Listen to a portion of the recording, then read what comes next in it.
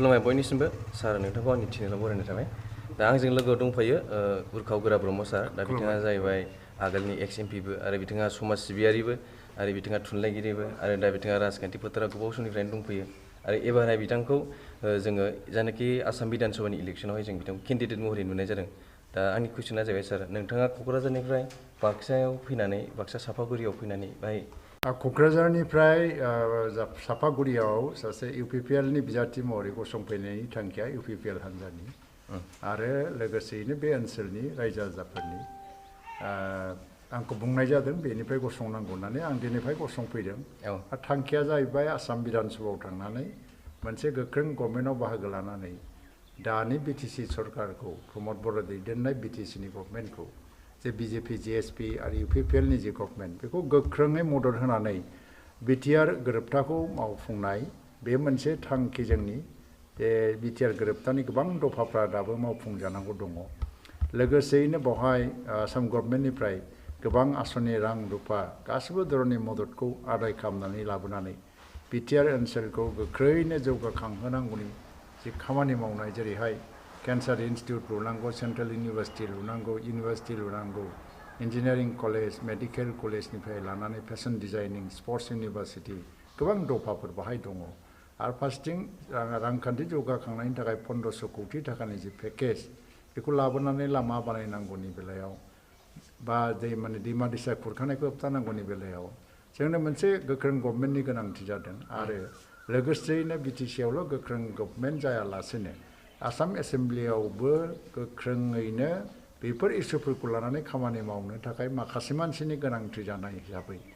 आंखौ बाहाय लाबोनानै फसंफैदों आरो आं बेखौनो मावनो थांगासिनो दं दा सारा नोंथांनि बे जायनाखि समस्थियावहाय नोंथाङा माबायदि भट लानानै देरहागोन बिराद मोजां मोनसे परिबेस फैदों बाहाय हारि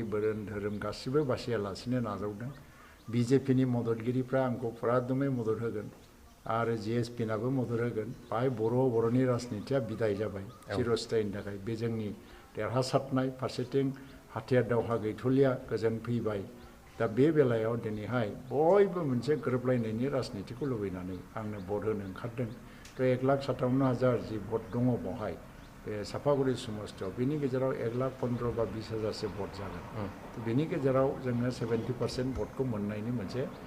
माबाखौ जों नुबोदों दा थासारिखौ दा बेनिखायनो बेवहाय गुबुन हान्जाफ्रा देरहानायनि खुनु प्रश्न गैया आरो बिर'धि दलफ्रा गोबां बायदिसिना बांसावनानै बाथ्राफोरखौ बुंनो नाजादों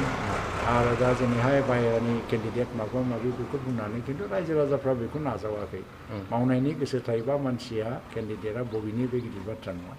नरेन्द्र मदिया दिनै जुदि गुजरातनि मानसि जानानै बारानासिनिफ्राय एमपि जानानै जुदि प्राइम मिनिस्टार जानानै बारानासिखौ जौगाखांहोनो हादोंबा आरो दिनै चिफ मिनिस्टार माने सर्बानन्द सन'वाला माजुलियाव एमएलए जानानै चिफ मिनिस्टार जादों बे अथ'स' डिब्रुगड़नि मानसिमोन दिनै बेबायदि नजिरा गोबां दं बेफोर बिराद दुरबल मोनसे जुक्ति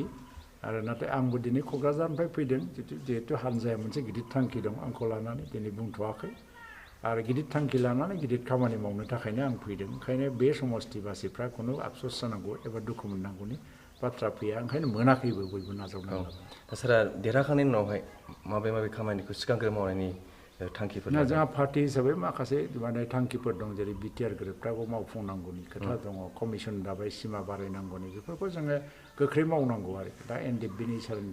केडार्सफोरनि रिहेबिलिटेसननि खोथा फैदों मार्टियार्स न'खरफोरनि रिहेबिलिटेसननि खोथा फैदों बेजों लोगोसेनो डेभेलपमेन्टनि दहाय बुंनाय बाथ्राफोर दा सापागुरि समस्ति हिसाबै बेवहाय गामि सिंनि जि मोनसे संजुगि रास्ता बा कानेक्टिं रड्स बे मोजां नङा सापागुरि समस्तियाव मेइन लामाफ्राल' मोजां आरो बाहाय मोनसे दै खुरखानायनि बिराद गिदिर जेंना दं बे दै खुरखानाय जेंना माने 7 बा 8 बांसो बिदि दैफोर दङ बे दै खुरखानाय जेंनाया दिनै मानसिफोरखौ हाहाकार खालामदों फारसेथिं बाय स्कुल आरो डिसपेन्सारिफोरनि जे बिल्डिं अबस्थाफ्रा मोजां नङा आरो हा हुनि हादानाव रायजाग्राफोरनि हा फाट्टानि बाथ्रा दङ बेफोर जेंनाफोरखौ सुफुंनायजों लोगोसेयैनो फारसेथिं इनफ्रास्ट्राक्चार डेभेलपमेन्ट मुसलपुर टाउनखौ मोनसे फुल फ्लेजेड टाउन डिस्ट्रिक्ट टाउन हिसाबै मोनसे फुल फ्लेजेड आरो मडार्न टाउनाव डेभेलप खालामनांगौ जाहैबाय आरो लोगोसेयैनो कख्लाबारि बा ओरैहाय लोखि बाजार बा थमना सराइमारि बा जाला बेबायदिनो अदालबारि आथियाबारि बेफोरबायदि फिसा फिसा बाजार एबा टाउनफोरखौबो जों डेभेलप खालामनांगौ दा जालाखौ टाउन कमिटि खालामनायनि बाथ्राया काउन्सिलाव फैखाबायानो मसलफोराथ' टाउन कमिटि दंखायो चेयारमेनबो दङ नाथाय मसलफोरखौ मोनसे मडार्न माने मोनसे टाउनाव डेभेलप खालामनांगौ डिस्ट्रिक्ट हेडक्वार्टार हिसाबै बेखौबो जों मावनांगोन दा बेराफारसेथिं जोंनि आसामावहाय हाग्रामा महिलारि बिथांखौ किंमेकार होनानै गोबां बांस'बाय थानाय जायो नोंथाङा बेखौ गनायो नामा बे गनायथाव जुक्ति गैया दा हाग्रामा महिलारिया जि महाजोतजों थांदों कंग्रेस इउडिएफ नि गभर्नमेन्ट जाया आरो बिटिआर ओनसोलनिफ्राय बिसोरो 12टा समष्टियावबो साफा जागोन सुइनं जागोन आरो बिनिखायनो बिसोर किंमेकारबो जानो हाया किंथ' जानो हाखायानो दा मोनसे बिथांखौ मोनसे एन्टि जि बिजेपि मित्रजोट बे मोनसे एन्टि वेबखौ दैखांनांगौनि खाथिराव खौरां बिजोंफ्राव माखासे चक्रफ्रा बेखौ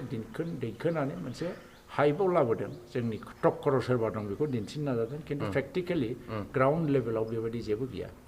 दा आसा खालामो सारा फैबाय थानाय बिधान सभानि बिसायख'थियाव देरहासारगोन होननानै मिजिंथिबाय दा आं मोनसे खोथाया जाबाय मा सार जोंनि गामिनि रायजो राजाफ्रा माने गावबा गाव दोलोखौ लानानै बेरेखा जालायलायो गावजों गाव बुलायनाय सोलायनाय जालायो दा नोंथाङा बेखौ माबा बुंनो सानो नामा दिनैनि इलेक्सनाव आं बेखौनो खावलायगोन जे हानजा लानानै बुलायनो मोना इलेक्सना मोजाङै जालांनांगौ समफोर इलेक्सन जागोन